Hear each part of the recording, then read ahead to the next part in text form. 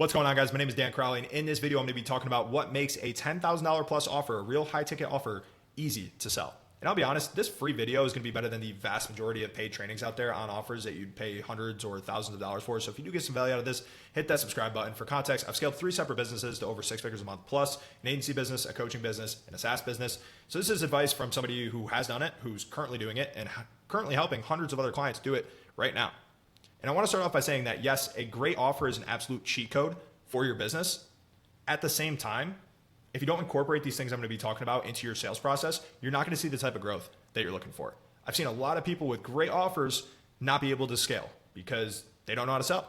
And I've seen a lot of people with pretty commoditized offers be able to reach crazy heights because they have a really good sales process. So if I had to choose one of the two, great offer, great sales process, I would choose great sales process. That said, when you can combine both, great offer and great sales process, that's where you're going to see that nuclear parabolic growth you're looking for. So I structured this video in 2 parts. Things that you can spawn, even if you're at 0. So essentially like what goes into making a great offer. And then what do you need to work on? What do you need to incorporate into your sales process to make that great high ticket offer easy to sell? So let's just jump into it. First things first, sell an offer that has active substantial demand. If you're not, you're basically insane, right? Unless you are an Elon Musk, Mark Zuckerberg level entrepreneur, it is just so much easier to make tons of money doing something that other people are already doing to make tons of money, right? Unless you're NVIDIA making these chips for gaming 20 years ago that you saw would be, crucial to the process of scaling AI operations. Like you're usually just not that guy, which is completely fine. Still tons of ways to become millionaires, billionaires, doing exactly what I'm talking about right here. So how do you know that an offer has substantial demand? You know people are making a lot of money with it, right? So like you actually know the people, or you've heard of the people, you can see the people that are making tons of money with it. You consistently see ads for it. People don't run ads to things that never convert. There's a reason they're getting eyeballs on their product, on their service. You see people talking about it, hiring for it, doing your service themselves, or talking about that experience on Twitter or LinkedIn. And really the more logistical intensity that you can take off a client's plate, so all the headaches that come with this service, the better, right? For example, yes, a lot of people talk about paid ads and they're running paid ads, but if you're just media buying, it's not really a great offer. Now, if you're doing the media buying, you're also doing the funnels, you're also doing the copywriting, you're also doing all of the ad creatives and the SMS and email sequences. Off of that, you're taking a lot of headaches, a lot of time away from what your client would otherwise be spending their time and money on. That's going to make the offer better, right? So look at the logistical intensity surrounding that offer and everything that goes from, really the top of the funnel all the way down to the result that they want, which is new clients, and try to take as much of that off their plate as possible. Second, make a guarantee that is actually meaningful for your offer, meaning it makes sense that you're offering this type of guarantee and your ICP, right? It's meaningful to the person that you're selling to, right? And the need for a guarantee is really like a balance scale, right? The more case studies, credibility, brand that you have, the less you need a guarantee. The less case studies, brand, credibility that you have, the more you need a guarantee. It's plain and simple, right? If you're starting from scratch and you can't prove that you've done this thing at a high level, why would somebody trust you? Well, it's a cynical world out there. They probably just won't. But if you can guarantee them that they're going to see a certain result, you're able to close that gap pretty easily. So examples of a good guarantee. If you're doing content creation, guaranteeing 1 million views, right? You're trying to expand a brand and get eyeballs on whatever they're doing. Guaranteeing 1 million views, pretty good guarantee. If you're doing lead generation for enterprise companies, guaranteeing 10 additional book sales calls per month per account executive, right? If you're selling a lead generation offer and you're guaranteeing 5 extra calls and you're doing this to an enterprise company that takes hundreds of calls per month, that's probably not going to mean much to them, right? Whereas if you can say, look at each individual sales rep that you have, each one of those will get 10 more calls per month. That's going to actually mean something to the sales director that you're selling to.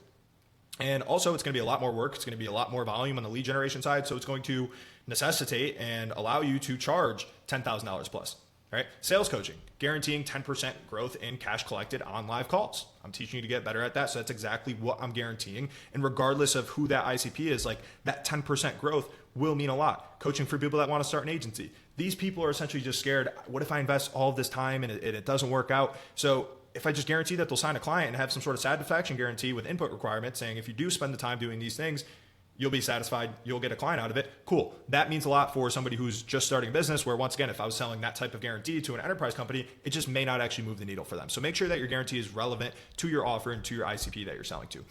Then you want to be able to couple that with a quantifiable end result for your initial commitment. So let's just use this example up here of the lead generation for enterprise companies, and we're getting them to a point where each individual account executive has another 10 calls per month. Maybe that takes 6 months. That's completely fine. right? But if I'm doing that, I should probably sell a 6-month minimum commitment, right? And that's also going to allow me to charge much higher ticket, as you guys can start to see this all kind of pieces together. So first you need to map out what your time to value is. Like how long does it take for your client to see real tangible results? Which most of the time isn't, if you're doing lead generation, it's not pipeline value or, SQLs. It's like real calls booked, real opportunities, and real clients that are coming through the door. Then you should align your minimum commitment and your offer around those tangible results. As I mentioned, if you do that, it's going to mean more to the client. It's also going to allow you to charge much higher ticket. Now, this has multiple benefits, right? It sets proper client expectations. It guarantees good LTV, or higher than you may if you were to just do month to month and people have to pay you again and again and again before they actually see results. And it allows you to have a conversation with the prospect through the lens of, this is the investment to get this result. I'm confident I can deliver this result, or I have a guarantee that guarantees that you get that result. So it's not just, hey, it's $10,000 for lead generation. It's, hey, if you're able to deliver this, is that worth $10,000? And most of the time you're able to break that down live on a call to show them that it's worth much more than that, right? And that's where the good high ticket offer can start to formulate, right? You also want to give your prospect the opportunity to get a deal. So never underestimate how much people love the feeling of getting a good deal. I love feeling like, I got the best of this person. Now, if you structure your offer in a way that you have no wiggle room on terms because you made a shitty offer, for lack of a better term, you can't do this. But if you have a good minimum 3-month commitment, because that's your time to value, and you can also say, hey, it's typically $3,500 a month, but if you pay up front, it's only $9,000. Like, okay, that person feels like they're getting a deal. They're going to be committing for 3 months anyways. Great. Or if I'm doing content creation, for example, and I'm charging $10,000 plus, and I know that I have some wiggle room in my margins there. And one of the pains that people have is having to buy the mic and the camera to get set up initially. And I could take that off their plate, and I know like, okay, this is going to be good for me anyways because they're going to have a nice setup that I know how to work with. Like, yeah, offer to just give them the tech setup as some sort of bonus that they can get to feel, once again, like they're winning the deal. Whereas if you structure your deal in a way where you have no margin, you really have no flexibility, it's tough because people are going to ask for the deal anyways. Right? So if I already know in the back of my head what I can give up, and I can be the one driving that ship so they can feel like they won, but I know in the back of my head I was comfortable doing this anyways, perfect. That should be built in to your offer. Visuals to support your method for delivery, right? This is something you can make from scratch even if you have 0 case studies. And I wrote this down, KISS, keep it simple, stupid. Like, just don't overthink it. Like, however you get your clients' results, create a visual for that. Like, whatever your unique mechanism is, like, have a way to showcase that on the call. Whatever the client's journey looks like to achieve their ultimate goal of, another 1 million views, another 10,000 followers, another $100,000 in revenue. Create a visual of what that would look like for them. Roadmap to your time to value, right? Like that minimum time commitment that we talked about, what they're going to be seeing in there with the roadmap, just highlighting like even before they get value, just the quick wins that they'll see throughout the process.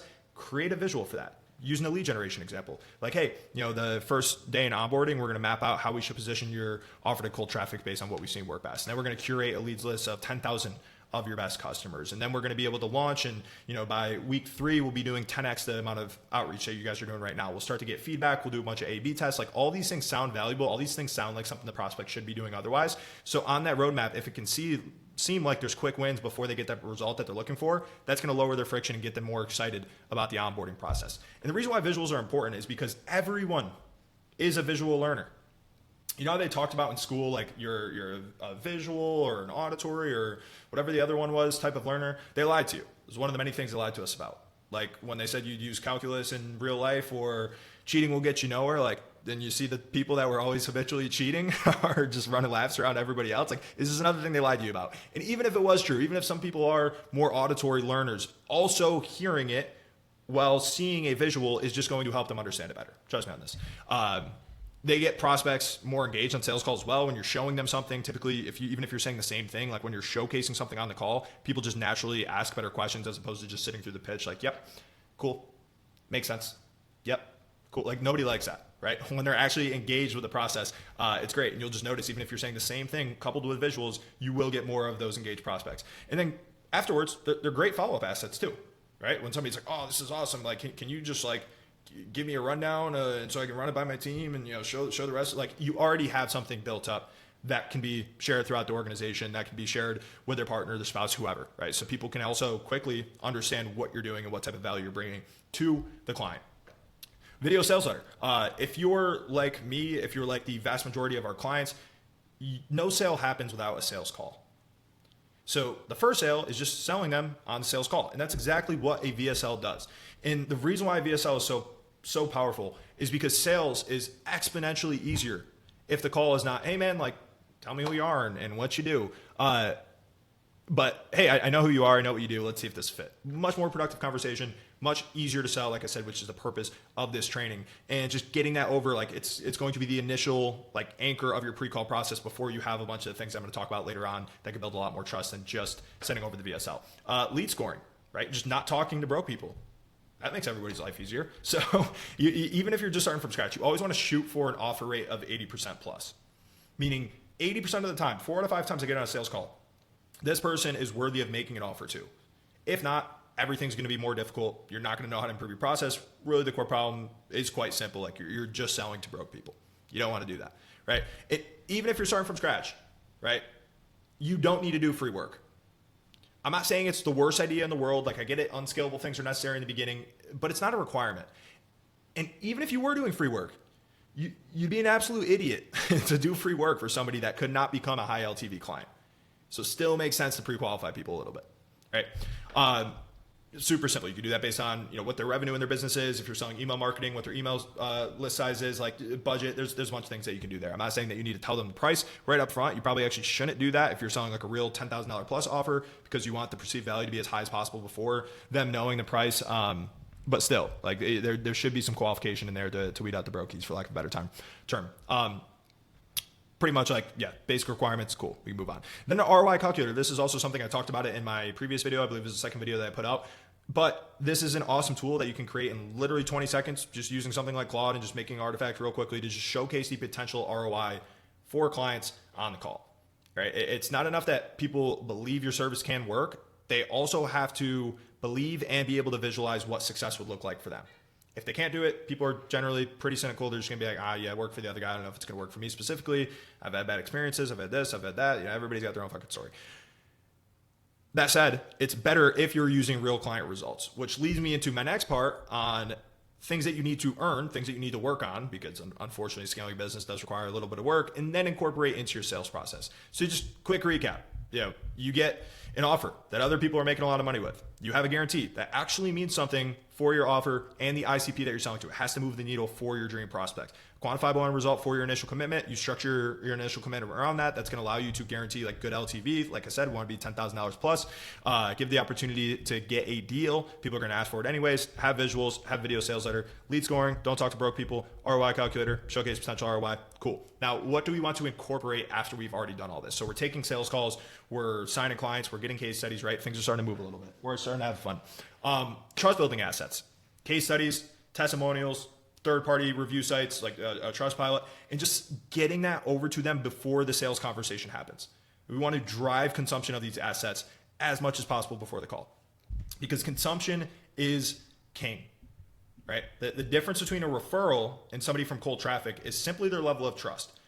Somebody's referred over by their buddy, and then they're like, dude, Dan does phenomenal work. If you need X, if you need a website, you go to Dan. Of course, their trust is going to be up here because they trust their buddy.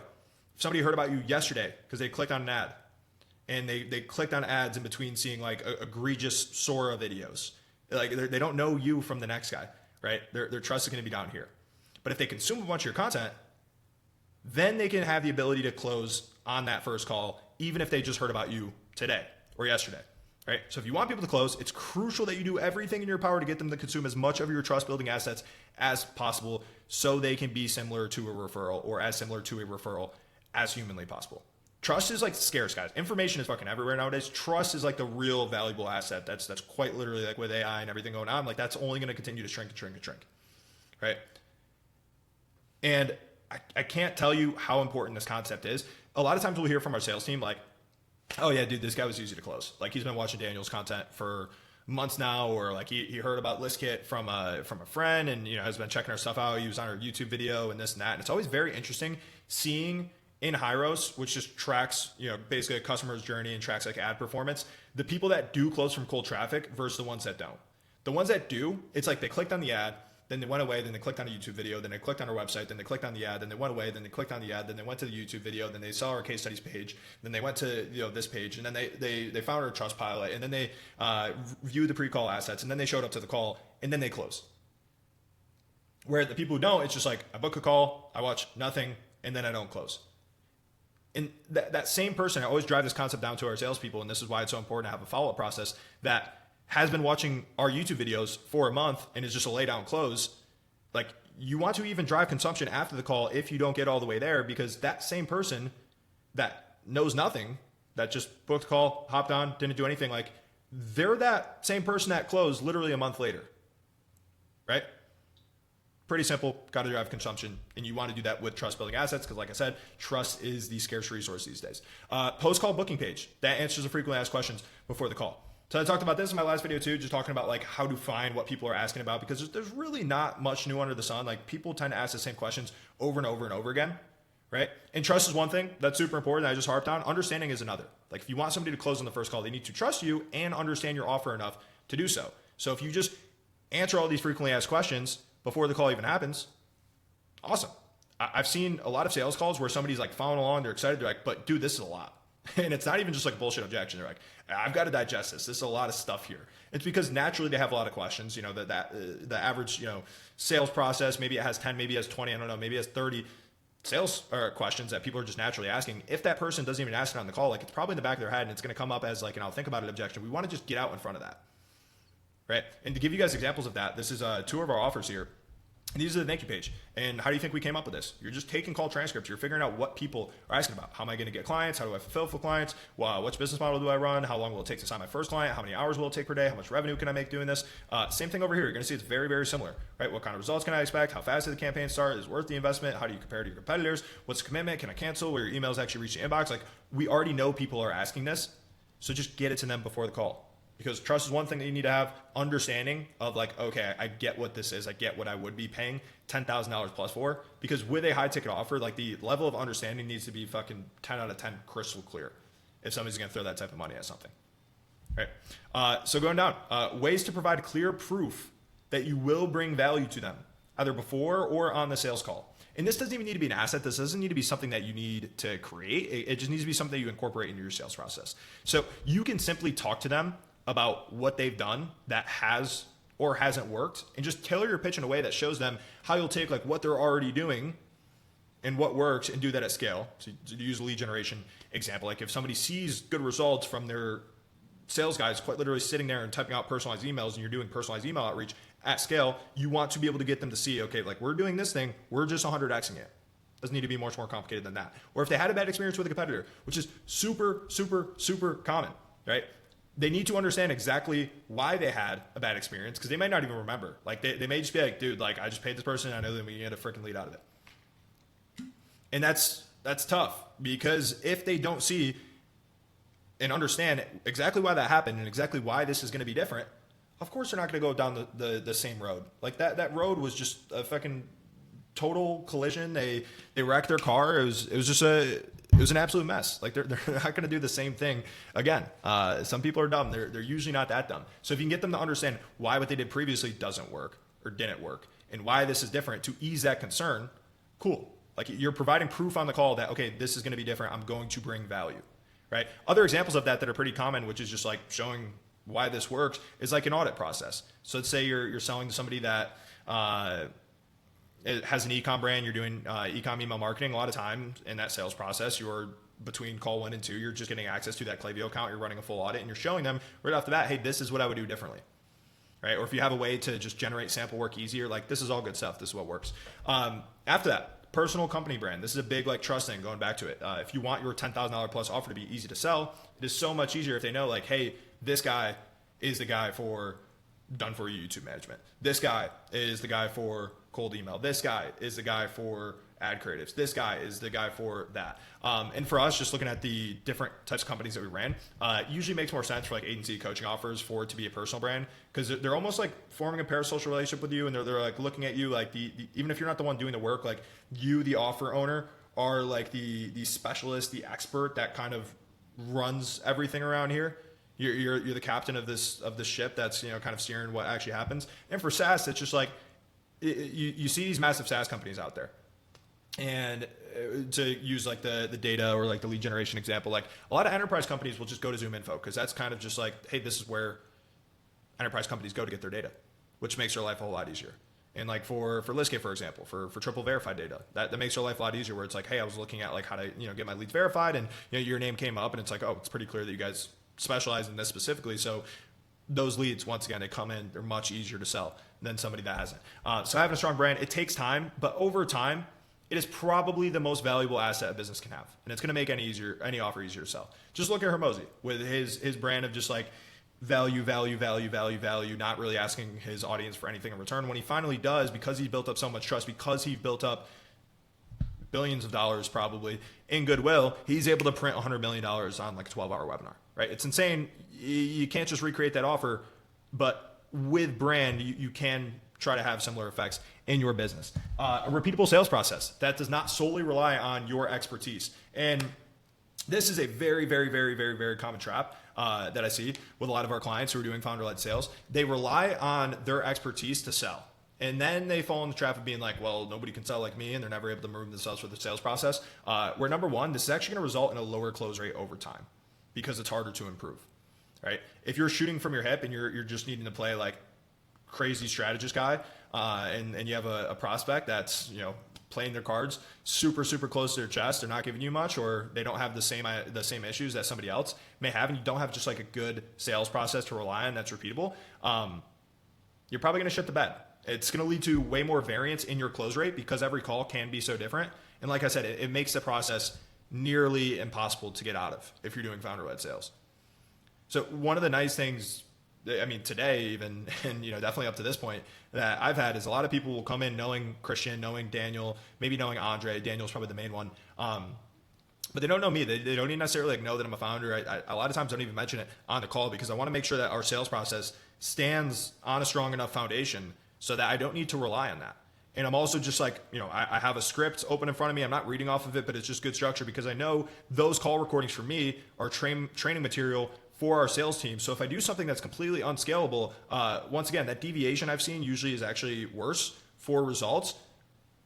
But also, it's impossible for me to transfer on that recording to be like real training material for our team. So don't fall into that trap. You're actually going to be worse off for it. And then you're also going to create like this prison that you're stuck in, which is just doing founder-led sales forever.